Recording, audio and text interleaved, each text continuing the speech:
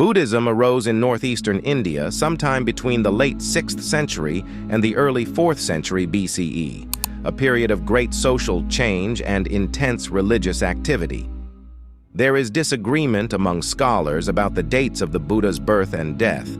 Many modern scholars believe that the historical Buddha lived from about 563 to about 483 BCE. Many others believe that he lived about 100 years later, from about 448 to 368 BCE. At this time in India, there was much discontent with Brahmanic, Hindu high caste, sacrifice, and ritual. In northwestern India, there were ascetics who tried to create a more personal and spiritual religious experience than that found in the Vedas, Hindu sacred scriptures. In the literature that grew out of this movement, the Upanishads, a new emphasis on renunciation and transcendental knowledge can be found.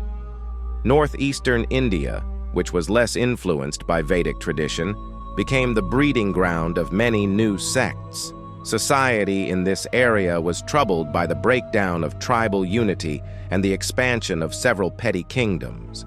Religiously, this was a time of doubt, turmoil, and experimentation. A proto-Samkhya group, i.e., one based on the Samkhya school of Hinduism founded by Kapila, was already well established in the area. New sects abounded, including various skeptics, e.g. Sanjaya Belatthiputta, atomists, e.g. Pakuda Kachayana, materialists, e.g. Ajita Kesakambali, and antinomians, i.e. those against rules or laws, e.g. Purana Kassapa. The most important sects to arise at the time of the Buddha, however, were the Ajivakas, who emphasized the rule of fate, niyati, and the Jains, who stressed the need to free the soul from matter. Although the Jains, like the Buddhists, have often been regarded as atheists, their beliefs are actually more complicated. Unlike early Buddhists, both the Ajivakas and the Jains believed in the permanence of the elements that constitute the universe, as well as in the existence of the soul.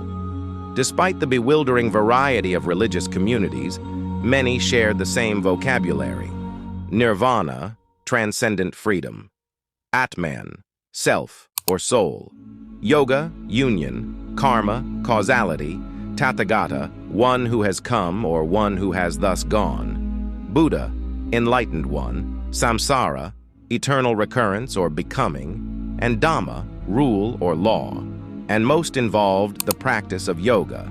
According to tradition, the Buddha himself was a yogi, that is, a miracle-working ascetic. Buddhism, like many of the sects that developed in northeastern India at the time, was constituted by the presence of a charismatic teacher, by the teachings this leader promulgated, and by a community of adherents that was often made up of renunciant members and lay supporters. In the case of Buddhism, this pattern is reflected in the Triratna, i.e., the three jewels of Buddha, the teacher, Dharma, the teaching, and Sangha, the community. In the centuries following the founder's death, Buddhism developed in two directions represented by two different groups. One was called the Hinayana, Sanskrit, lesser vehicle, a term given to it by its Buddhist opponents. This more conservative group, which included what is now called the Theravada, Pali, Way of the Elders, community, compiled versions of the Buddha's teachings that had been preserved in collections called the Sutta Pitaka and the Vinaya Pitaka, and retained them as normative. The other major group, which calls itself the Mahayana, Sanskrit, greater vehicle, recognized the authority of other teachings that, from the group's point of view, made salvation available to a greater number of people. These supposedly more advanced teachings were expressed in sutras that the Buddha purportedly made available only to his more advanced disciples. As Buddhism spread, it encountered new currents of thought and religion. In some Mahayana communities, for example, the strict law of karma, the belief that virtuous actions create pleasure in the future and non-virtuous actions create pain, was modified to accommodate new emphases on the efficacy of ritual actions and devotional practices. During the second half of the first millennium CE, a third major Buddhist movement, Vajrayana, Sanskrit, diamond vehicle, also called Tantric or esoteric, Buddhism, developed in India.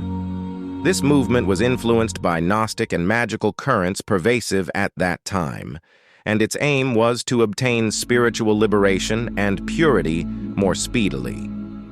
Despite these vicissitudes, Buddhism did not abandon its basic principles. Instead, they were reinterpreted, rethought, and reformulated in a process that led to the creation of a great body of literature.